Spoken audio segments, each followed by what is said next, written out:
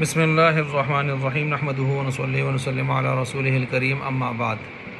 وقد علم اللہ تعالی فیما لم یزل عدد من يدخل الجنۃ وعدد من يدخل النار جملة واحدة فلا يزاد في ذلك العدد ولا ينقص منه وكذلك فعلهم فيما علم منهم ان يفعلوه۔ متن عقیدہ طحاویہ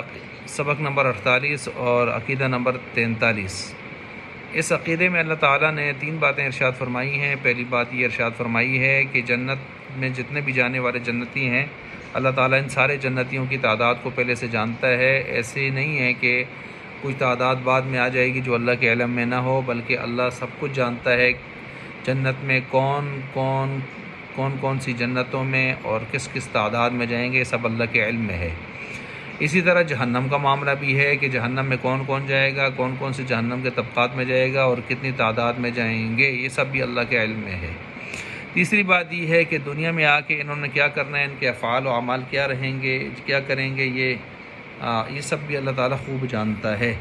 اب سوال یہ پیدا ہوتا ہے، جب سب کچھ اللہ تعالیٰ جانتا ہے تو پھر اللہ تعالیٰ نے دنیا کا نظام کیوں بنایا، یہ سارا سلسلہ اتنا لمبا چوڑا کیوں چلایا؟ تو جواب یہی ہے کہ اللہ تعالیٰ خود انسانوں کو بھی بتانا چاہتے ہیں کہ تم خود بھی دیکھ لو کہ تم کیا کر کے آئے ہو۔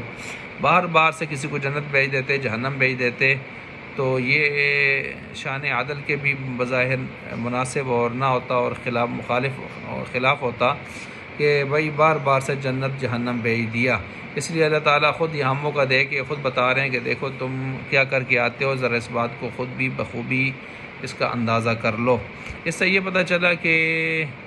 کسی بھی مجرم کو بغیر اس کے جرم کے ثابت کیے ٹرائل چلائے اور جرم ثابت کیے بغیر اس کو مار دینا، یہ اچھا طریقہ نہیں ہے، غلط طریقہ ہے اور یہ خود جرم ہے۔ اور کسی بھی شخص کی صلاحیتیں، اس کے کمالات کو ظاہر کیے بغیر اس کو نوازنا اور اس کو کہنا کہ یہ بہت اعلیٰ پائے کا آدمی ہے اور یہ جیت گیا فلاں ہے، تو یہ طریقہ کار بھی ٹھیک نہیں ہے۔ تو کسی کو نوازنا ہے، جزا دینی ہے، تو پھر بھی اس کی صلاحیتیں، اس کے کمالات سب پر واضح ہونے چاہیے، اس کے پر بھی واضح ہونے چاہیے۔ اور اگر کسی کو سزا دینی ہے تو پھر بھی یہی معاملہ ہونا چاہیے۔ یہ جو ہمارے ہاں ایک اصول ہے کہ بھائی بعض مفادات حاصل کرنے کے لیے کسی کو بھی پولیس مقابلے میں مار دیا جاتا ہے، اور جی مار دیا، مجرم مار دیا، وہ ہے مجرم یا نہیں ہے کوئی پتہ نہیں چلتا، اور بہت سارے لوگ بے گناہ بھی مار دیے جاتے ہیں، ایسا بھی ہو جاتا ہے کبھی۔ تو یہ قطعاً اسی ضابطے کے مطابق اگر دیکھا جائے تو بالکل غلط ہے۔ اسی طرح کچھ لوگوں کو خواہ مخواہ نواز دیا جاتا ہے، حالانکہ وہ نوازنے کے قابل نہیں ہوتے ہیں، نہ ہی ان کی کوئی صلاحیتیں، کمالات و اوصاف کسی نے دیکھے ہوتے ہیں، نہ اس آدمی کو خود بھی، اس کا ضمیر بھی شرما رہا ہوتا ہے اور اس کو بے حد نوازا جاتا ہے۔ یہ طریقہ کار بالکل غلط ہے۔ اللہ تعالیٰ نے یہ جو نظام بنایا ہے دنیا کا، تو اس سے آپ یہ سبق لے سکتے ہیں، اور یہ ہمیں یہ سبق حاصل ہوتا ہے کہ ہم بھی دیکھیں کہ دونوں کے حالات کو پہلے ظاہر ہونا چاہیے، اور تاکہ ان کا اعتراف بھی ہو اور باقی سب مخلوق پر بھی شرح صدر کے ساتھ وہ چیز آگے چلے۔ چنانچہ فرماتے ہیں وقد علم اللہ تعالیٰ، و تحقیق اللہ تعالیٰ خوب جانتے ہیں، فیما لم یزل عدد من يدخل، روز ازل سے ہی جانتے ہیں، ان لوگوں کی تعداد کو جانتے ہیں جنہوں نے داخل ہونا ہے کس میں، جنت میں۔ وعدد من يدخل النار جملة واحدة، اور وہ کہ جو جہنم میں جو داخل ہوں گے، اس عدد میں کبھی اضافہ، فلا يزاد في ذلك العدد، اضافہ بھی نہیں ہوگا، ولا ينقص منه، اور نہ ہی ان میں سے کمی کی جائے گی، وكذلك افعالهم، یعنی اس کی گنتی بالکل اللہ تعالیٰ کا علم یقینی ہے، حتمی ہے، جزمی ہے، وہ اٹل ہے، اس میں کوئی کمی بیشی، کوئی تغیر تبدل نہیں آ سکتا۔ وكذلك افعالهم، اور اسی طرح اس کے افعال بھی، فيما علم منهم ان يفعلوه، اس کے افعال بھی سارے ایسے ہی اعمال کو بھی وہ اللہ تعالیٰ خوب جانتا ہے کون کیا کرے گا جا کے۔ اب ذرا اس حوالے سے سنیے، اللہ تعالیٰ کا علم ازلی ہے، قدیم ہے، ابدی ہے، سرمدی ہے، وہ ہر چیز کو اپنے احاطہ علمی میں لیے ہوئے ہیں، اور جو چیزیں بھی مخلوق کے علمی ذرائع ہیں، سب جو علمی ذرائع سے غائب بھی ہیں، وہ اللہ تعالیٰ پھر بھی ان سے باخبر ہے، خبردار ہے، عالم الغیب ہے، ما کان ما یکون کا علم صرف اسی کے پاس ہے، ان اللہ بکل شیء علیم کا مصداق ہے، وکان اللہ بکل شیء علیما کا مصداق ہے، اور اسی طرح جو ہے وہ وما کان ربک نسیا، تیرا رب بھولتا نہیں ہے، لا یضل ربی ولا ینسیٰ، میرا رب بھولتا جو ہے خطا نہیں کھاتا، بہکتا نہیں ہے اور نہ ہی وہ بھولتا ہے۔ اور اسی طرح جو ہے نا